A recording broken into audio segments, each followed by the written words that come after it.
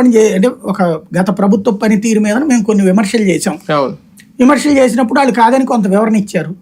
కాదని మేము చెప్పాం, ఇదిగో ఇదని అయిపోయింది కదా. ఇంకా మళ్ళీ వాళ్ళకి ఇచ్చి మళ్ళీ మాకి అక్కడ పాయింట్ ఆఫ్ ఆర్డర్ ఇంకేముంటది, ఇది ఎక్కడ ధోరణి అని వెంటనే ఆయనకి కంగారు వచ్చేసింది. ఇక అప్పటి నుంచి ఈయన మాట్లాడినవ్వడం మానేశాడు.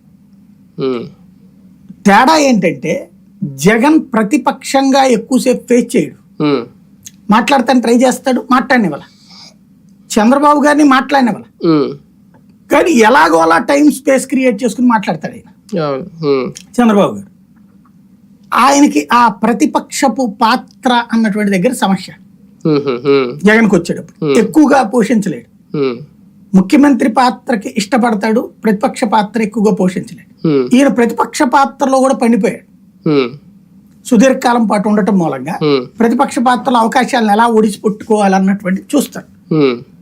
ఆ ఇంపాక్ట్ ఒకటి. రెండవది, స్టేట్ డివిజన్ కి ముందు జరిగిన తెలంగాణ ఆంధ్ర ఉద్యమాల టైం నుంచి ఒక దరిద్రం ఏమొచ్చిందంటే, మనకు అసెంబ్లీలో సంప్రదాయం ఉండేది ఏంటంటే 0 అవర్ అంటే మన ఎమ్మెల్యేలందరూ వాళ్ళ నియోజకవర్గాలకు సంబంధించి ప్రభుత్వం దృష్టికి తీసుకెళ్లాల్సినటువంటి అటెన్షన్ సీకింగ్ పాయింట్.